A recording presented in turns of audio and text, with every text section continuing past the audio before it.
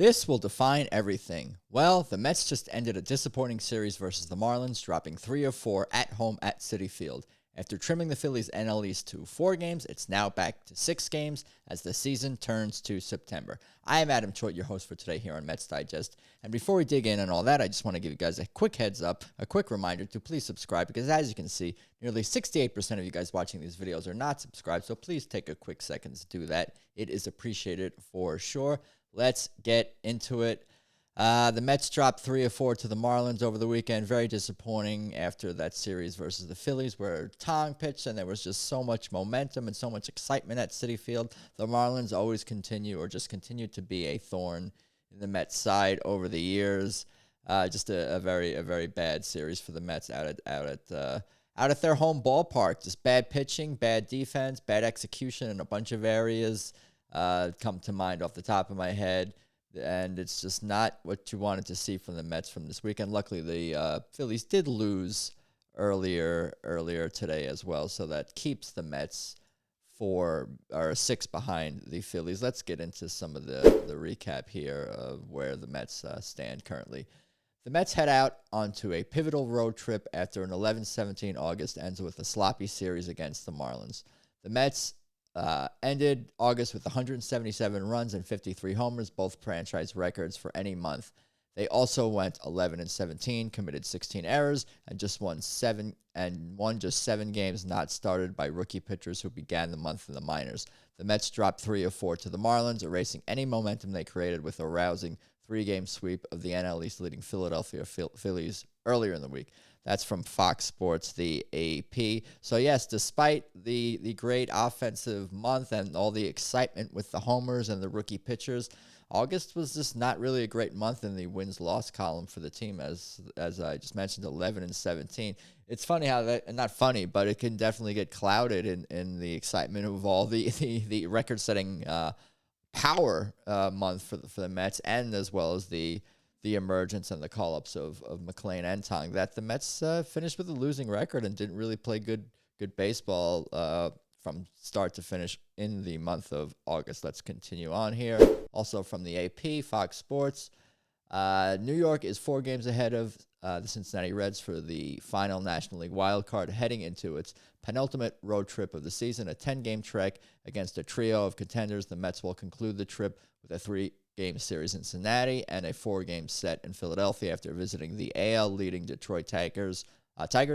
New York is 28-37 away from Citi Field this season and has just 1 road series win against a team that ended Sunday with a winning record. Wow, that's not a great stat to see. So this is going to be the tell-all, the tell-tell, whatever that phrase is, sign. This is going to be what really, like I said, defines everything. Will define the season for the Mets, how they play really in these next 10 road games. It's going to be a challenge against those 3 teams right there, certainly.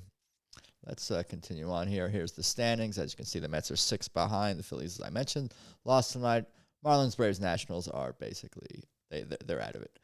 Here's the NL wildcard standings. The Mets still sitting 4 ahead of the Reds. That's going to be a big series against the Reds too. The Mets cannot overlook any of their upcoming opponents. That goes without saying. Giants also lurking a bit. Diamondbacks, Cardinals. I even screen cap the Marlins in there too, because you never know. We got 1 month to go in the season. It should be an exciting September. Definitely a nerve-wracking one at that. You guys probably can't see that. That might be too small, but that is the standings, and it's going to be a challenge for the Mets against the Detroit Tigers, who are in first place. Right now, they are 80-58 with a .580 winning percentage, and the Reds, like we just saw, are a game over 500, and the Phillies right now 11 games over 500 as well. So it will be a challenge moving forward, certainly for the Mets. And here is that upcoming schedule right here: 3 in Detroit, 3 in Cincinnati, 4 in Philadelphia. You got an off day on the 4th there, so you got one off day here. So it's going to be we're getting down the home stretch certainly as we head towards September and get into it. Today's the final day of August, the 31st.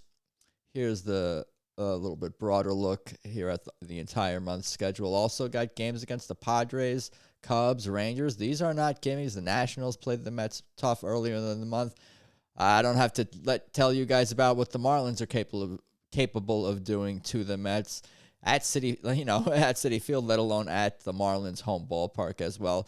Although if those games do have any meaning at the end of the season, those last three against the Marlins, those will basically be home games for the Mets. But the Mets definitely have a difficult schedule coming up, even beyond the 10-game road trip. But that 10-game road trip coming up starting tomorrow, is going to really define the Mets season and the direction of it. Here's a little bit. Here's a sad stat I thought I'd share. The Mets are now 0-56 when trailing after 8 innings this season. And that's from Just Mets.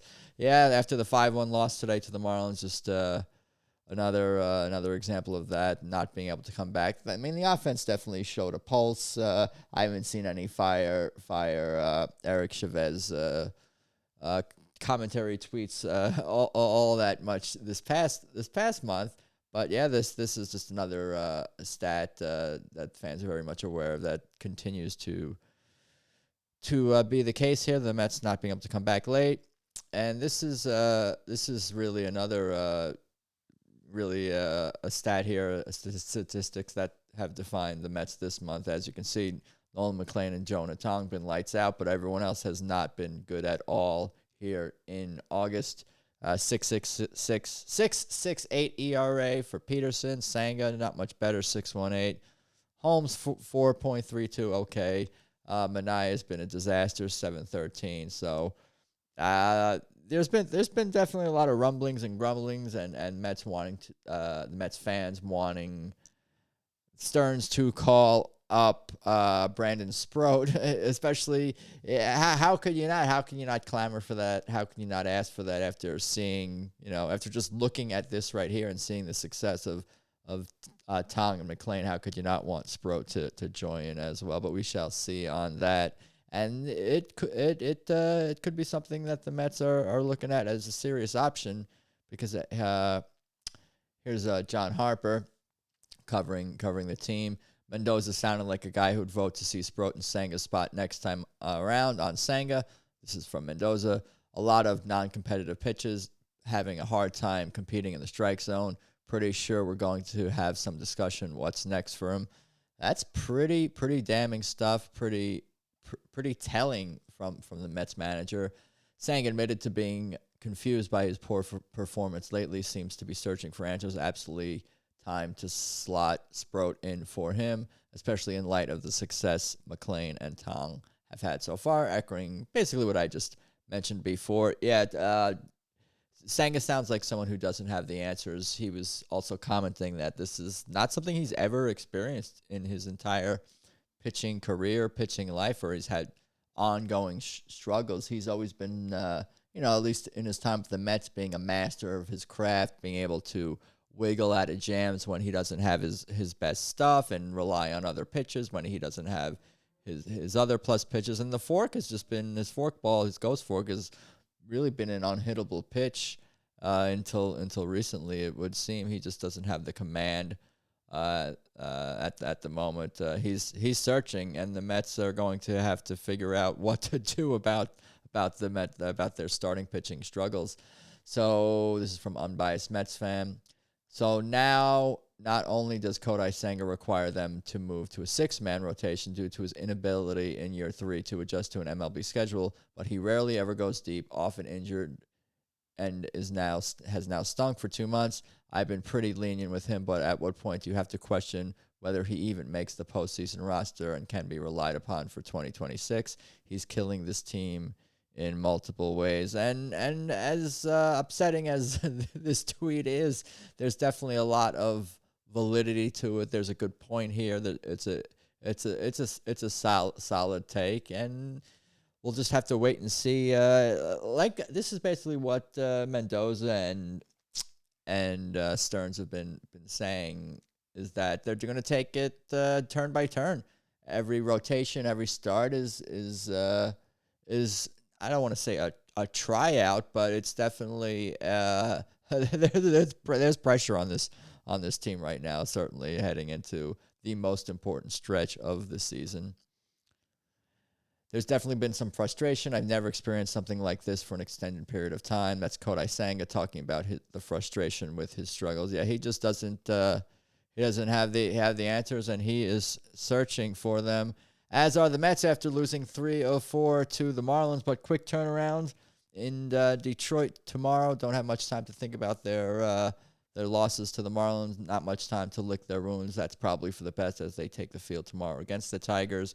But what do you guys think heading into this road trip in Detroit, Cincinnati, and Philadelphia? 10 games. How many will the Mets take? What do you guys think? Can they get 7? Can they get 8?